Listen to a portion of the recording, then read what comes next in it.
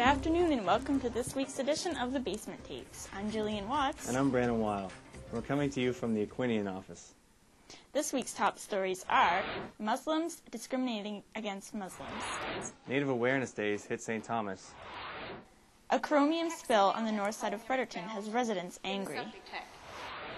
Chromium was spilled by one of the businesses on the north side of Fredericton. The investigation is ongoing, but people still have no answers. Demira Devletrovia has more on this story. 27 liters of hexavalent chromium has been spilled by custom machine hot chrome. It has affected dozens of people and businesses in Fredericton. These numbers in media and on government websites. But city environmental say there is no concrete information available for public now. It has been almost a month these people didn't have a normal life. They can drink water, shower, or have any physical contact with the water from their wells. Highly toxic chromium found in the wells can cause cancer and genetic damage.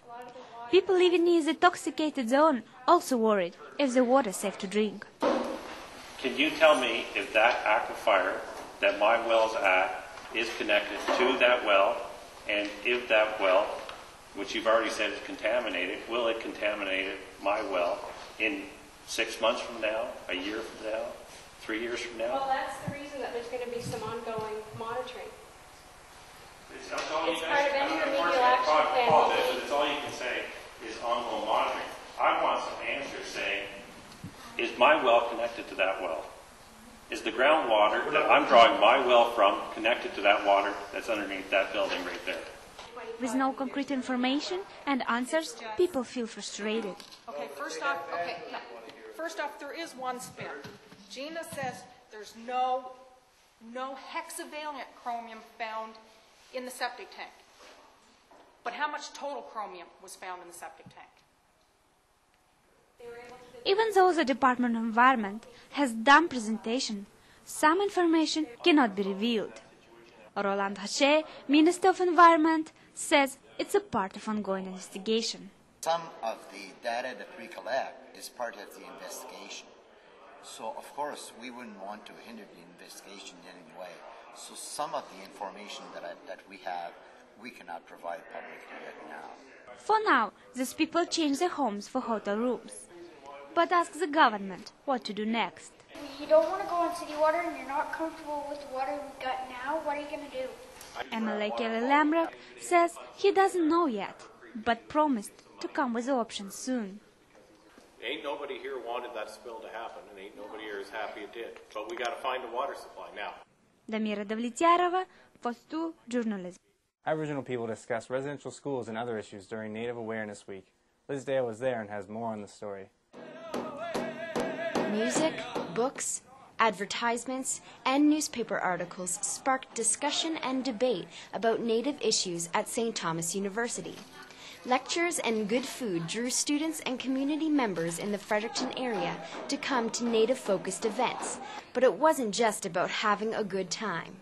Celebrating culture and enjoying that time together is really important, and that becomes, I would argue, that can be empty if we're not really discussing the serious issues as well. Serious issues like inequality, discrimination, and genocide in residential schools. These issues were written down in records, but Dr. Roland Christian, Director of Native Studies at St. Thomas, said the government doesn't want Canadians to hear the real stories. Open up your heart, tell us about all the things happened to you, we're going to keep records of it, and then we're going to put it on C-SPAN, or we're going to put it in a big book that no Canadian will buy. Although the government said they apologize for their part in residential schools, many Natives like Peggy Brooks can't accept it. When I look into what we, grew up in, the world we grew up in and stuff, because of that, it was hard for me to swallow that apology that night.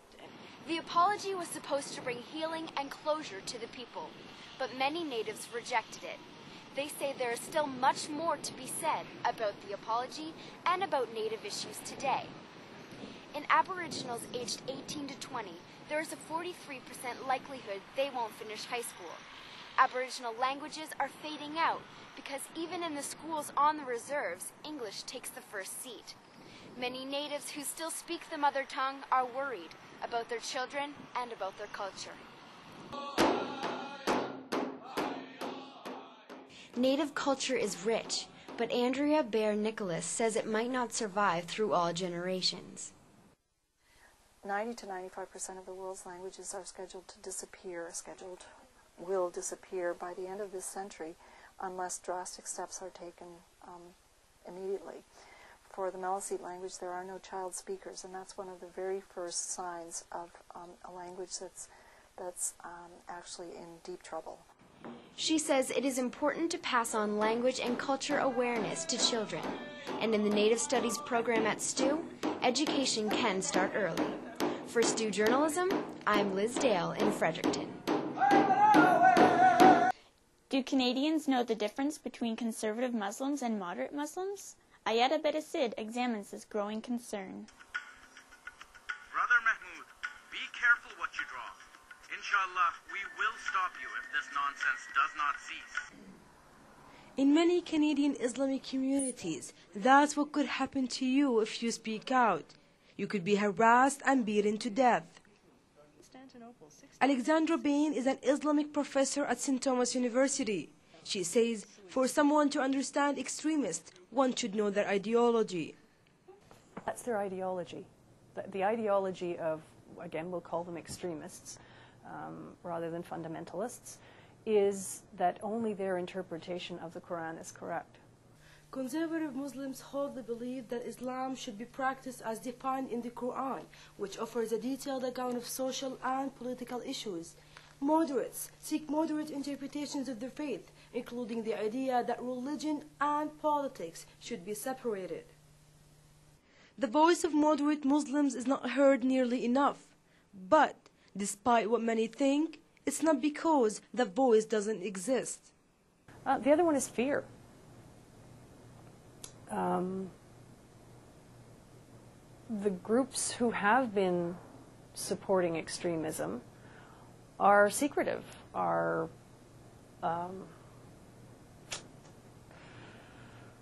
you don't know where they are and you don't know who they are all the time, no matter where you live. Bain says what the extremists are doing could be justifiable.